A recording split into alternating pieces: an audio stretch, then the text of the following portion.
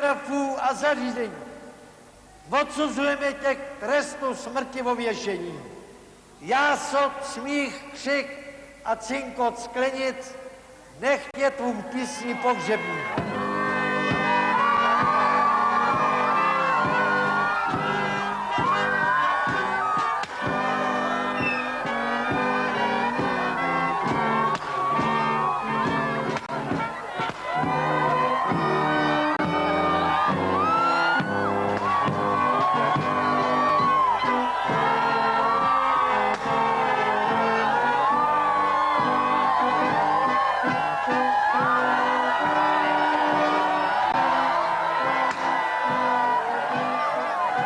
Na Tři krále začíná vlastní masopust. Masopustní veselí na Tři krále a končí popeleční středou. V té době se odehrávalo svatby, k tomu se vázaly zabíjačky. To všechno probíhalo tuhle v tom období. No a protože už potom docházely peníze a hýření i jídlo, tak byl třeba půst. I když víra to přikazuje a takhle to běželo, tak lidi si to zase upravili tuhle v tom jako smysl pro sebe, tak nějak volnějš. No ale oni taky neměli vlastně už potom, co tuliky jíst. Už ostávalo jenom to zelí, drobe tuzenýho na půlnebí, co se sušil a jináč už se čekalo, až přijde to jaro.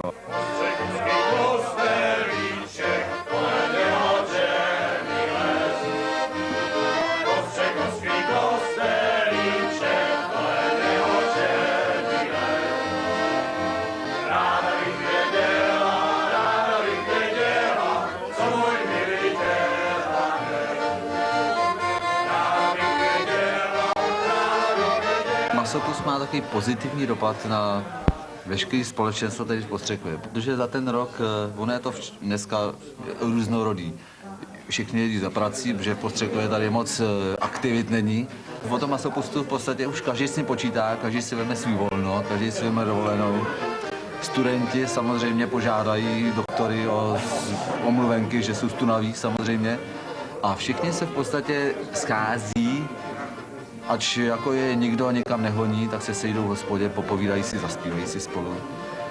Ono, když řekneš dneska Rio de Janeiro karneval, tam zařve hromadu lidí. U nás jsme třeba měli taky hromadu smrťáků, jo. Ale to zas vyplývá už jenom z toho veselí, který je třeba, alkoholických smrťáků. Alkoholických smrťáků, jako to ne, že by to zapříčil masopusám, ale třeba někdo šel a spát a infarkt nebo něco podobného, jo, protože už to nevydržel ten nápor. To ne, že bys mu někdo ublížil, to zase ne.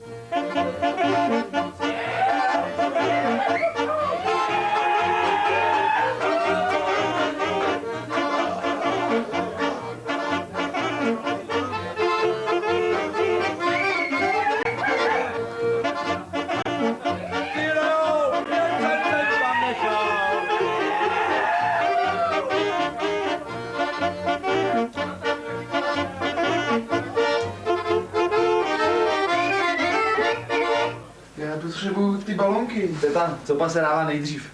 Nejdřív asi kalhutky, ne? Co? Hele, dneska jsem trénoval, jak se dám podprsinka. Já nejdu za nic, já jdu jenom obrákat. Oni se Nemusí radit, jak... Půjdu asi těžko, člověče. Tatější, že jo? Bába fousatá, pásla fousatá, no. Ne, to je jako ne. To není jako... Hele, já jsem to doma cvičil. Kamaráde, normálně. Já myslím obráceně taky, že to má být. Ty jsi se zbláznil. Tak je to dobře, jo.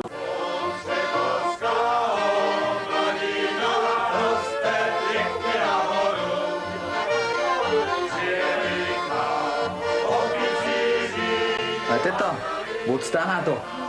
Odstává to. To máš krátký. Jo, je to krátký. Krátký je to. Bylo velký to. Ještě to, já mám ještě šátek. To já vím, že ještě šátek, já tě zavážu, ne? Šátek jo, ale nejdřív spolku.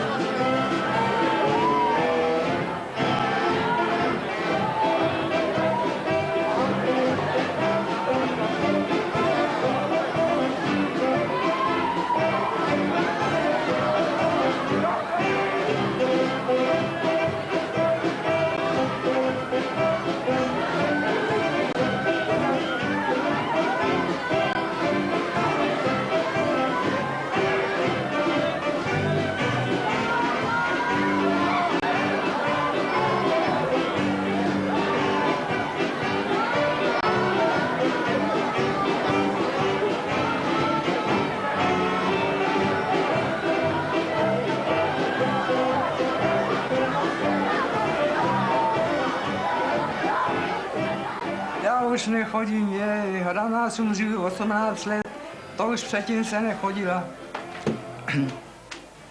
Byla jsem, ještě když jsem byla mladší, tak jsem byla nějakých 3krát za masku.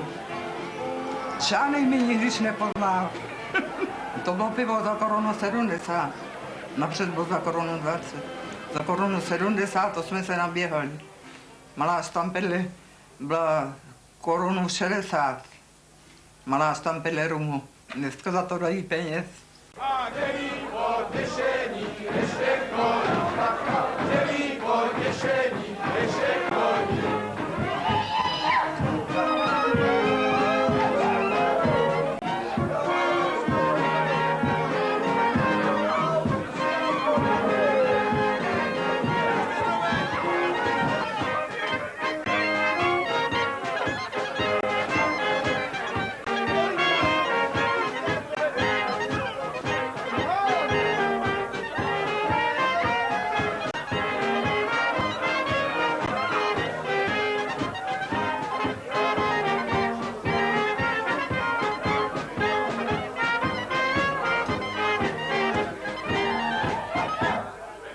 Mám za to, že teda jenom pití to není ten masopust. Hlavně se sejít, vidět, popovídat, udělat nějakou legraci, třeba tu v hospodě. Hostinský říkávali, on je morous, hadam, ale ona to nebyla pravda. On byl svůj takový, zvláštní někdy, ale jak přišel masopust, tak byl jenom pro zábavu, pro tu švandu udělat nějakou legraci. Vysazený dveře, když šel někdo na záchod, ty měl sofort, ten šel, otevřel dveře, šli na něho, tady plno řechotu. Šli jiný, nechá si venku, slyší, že se tu zpívá, nechá si venku kůž se senem. Shodou okolností to byl jeden z funkcionářů hasičského sboru. Podívej se, on tam má kůž se senem. Jdi a škrtni mu ho. Ten se nenechal povízet a už bylo hoříček, tam někomu hoří kůž. Už to bylo, teď tvoje hasič, to nemůže být. Bylo to, no.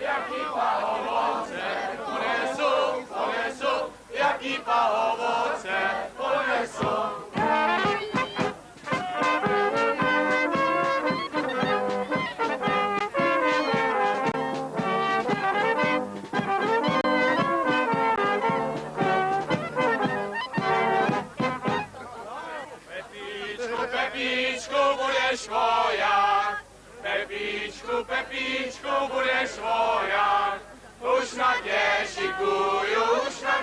šikuju, bílý káva. Už na tě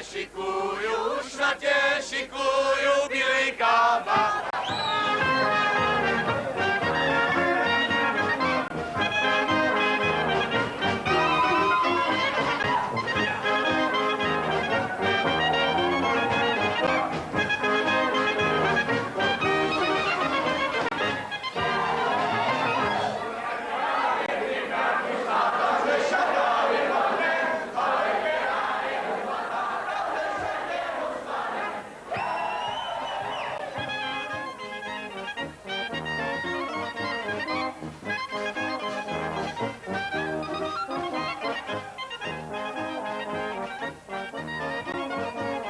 Lekrutí vlastně chodili o masopustu každý rok, jo.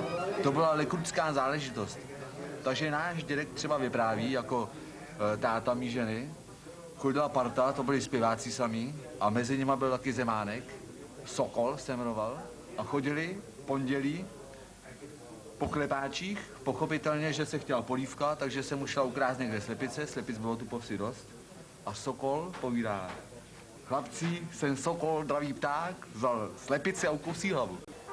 Takže přátelé, rekrutí mají solo. nějaký legnutí.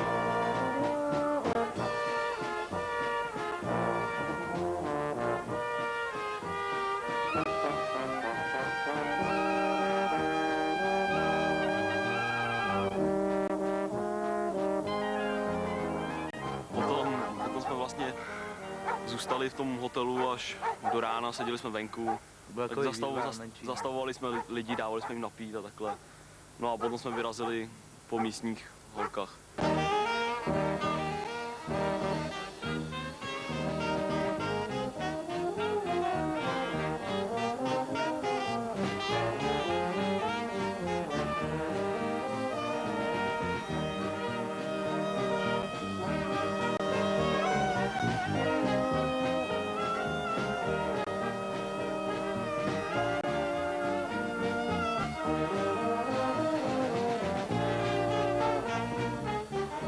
Jdeme do školy, tam jsou školy. Jdeš tam do školy?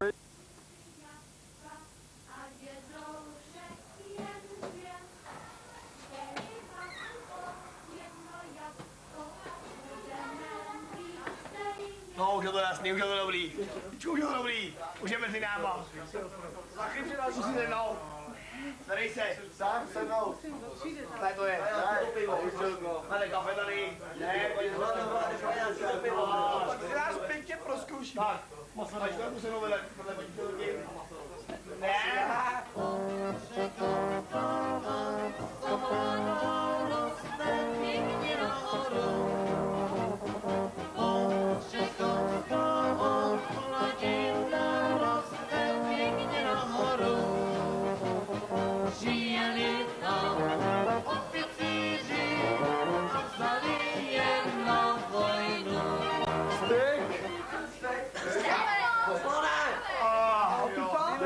Nedělej to ostru, tady to je omladina tohle.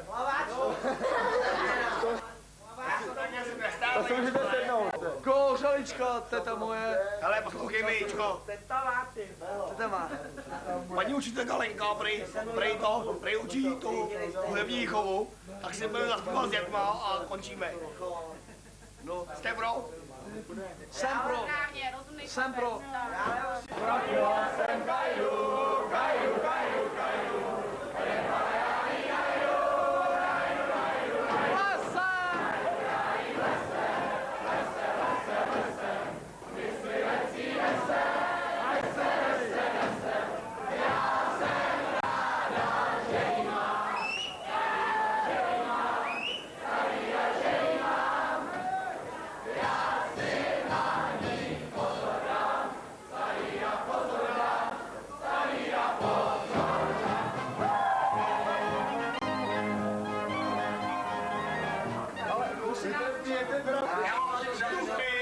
Já mám všude svěřence, tady ve školce. Já vám vděčím za všechno, ale musím vám dát ještě jednu pusu.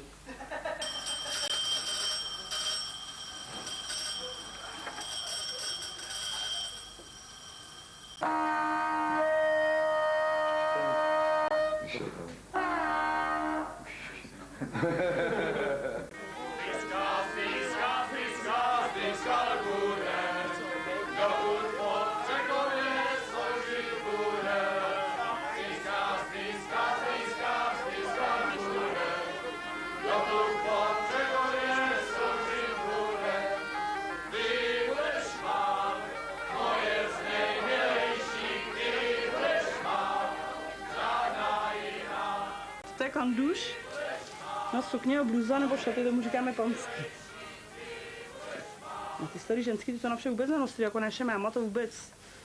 Ta si až když jela do Německa poprvé měla koupenou sukni, ne čtvrt v kroji.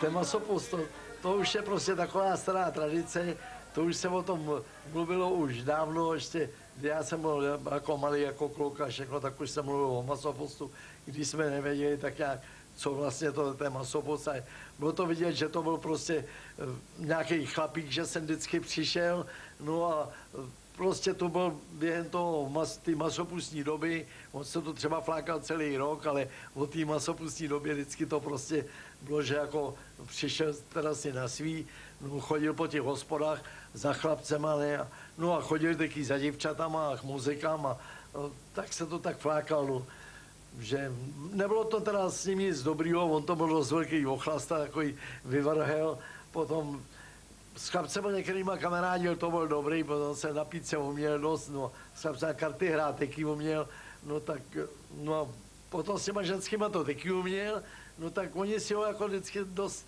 ty lidi oblíbili a hlavně ženský, říkali, no, bože můj, teď nám to nic neudělal zlýho, jestli se někde napil nebo něco, tak ho měli lidi celkem rádi, no a to už byla taková tradice, že potom vždycky o tom masopostu, vždycky ten poslední den, v který prostě se musel jako odklidit, to znamená, napřed jsme ho topili a potom jsme ho věšeli a ještě spálili a od všelijaký takový voloviny jsme si dělali. No. Už je konec masopustu, Vájo, už je konec muziky. Koupíme si růženeček, budeme se modlit. Koupíme si růženeček, budeme se modlit.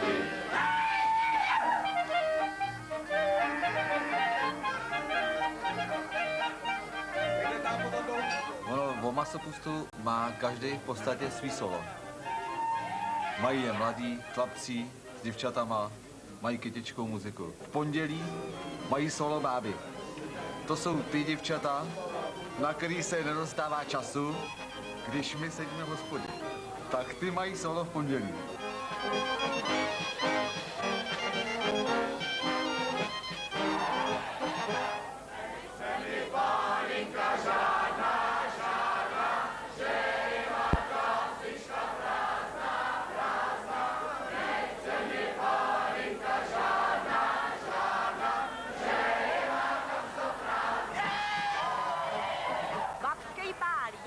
Že musí chodit hlavně báby dneska po masopustě, aby se uvedl len. No a v pondělí se nesmí nic dělat, nesmí se ani zašívat, aby se nezašili slepicom prdeli. Tak jo. Jo? A zítra je masopustní úterý a to se musí být kožálka, aby neštipali šnici. Tak? Jo, to můj děrek, ten vždycky dobité peníze se nevydělali, tak chvátali kriplovat krajky i v noci, aby mohli ustřihnout a aby měli peníze na kožalku, na ten úterý. Ozvi se Marino, ozvi se má touho, nerad hledal bych tě dlouho, o ne. Ozvi se Marino, ozvi se má touho, nerad hledal bych tě dlouho, o ne. Já se ale cítím mladá, já se necítím stará. A já bývala furt veselá a my jsme se nikdyž neopili, my jsme pili jenom to vodňanský. No, tam byli stunce, napumpovali, napili z korítka a šli a tancovali o všechno pryč až do rána. Jo?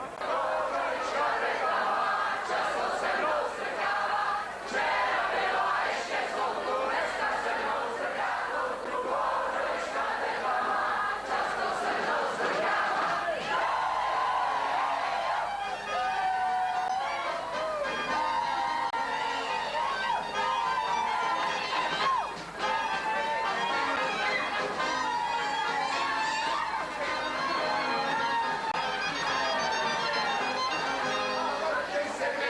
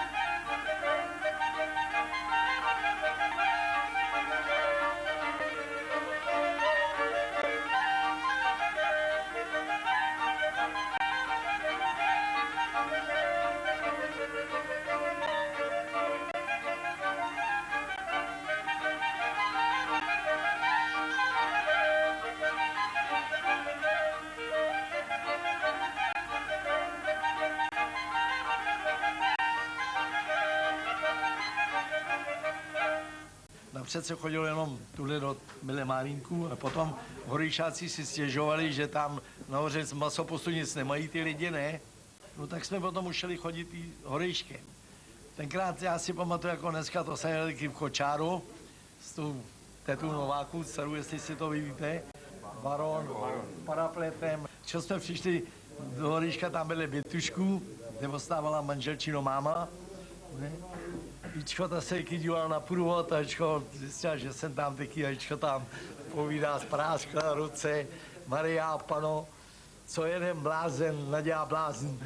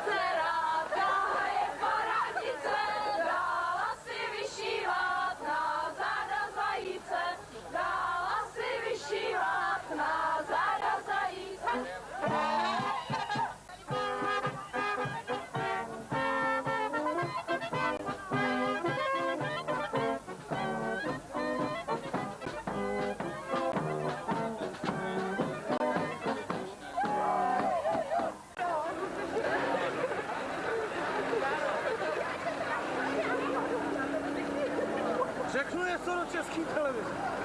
V Americe se kouří jenom jeden. Postřekově 2. Postřekově 2.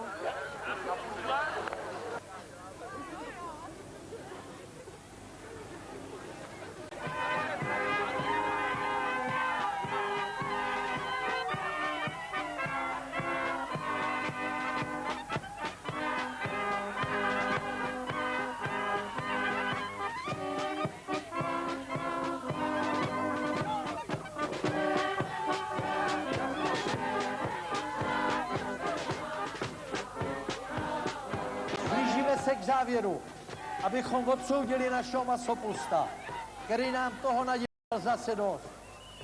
Měli jsme ho rádi a je lepší bude, když se ho zbavíme. Flákal se z hospody do hospody, všechno kárání a napomínání bylo málo platný, z něčeho se nic nedělalo. Masopuste, dneska už je pozdě litovat a doba vrátí naší chase utracený peníze a panenskou poctivost žádnej. Proto nic, zhola nic už nespravíš. Jak nadějný byl tvůj příchod, tak beznadějný je tvůj odchod. Vážený shromáždění, po zvážení všech okolností a práv přicházíme k závěru. Zde přítomný masopust, narozený neví se kde a kdy, bytem tu a tam, národnost a příslušnost neznámá, dopouštěl se zmrzlých činů záměrně, aby zkazil, co se zkazit dá.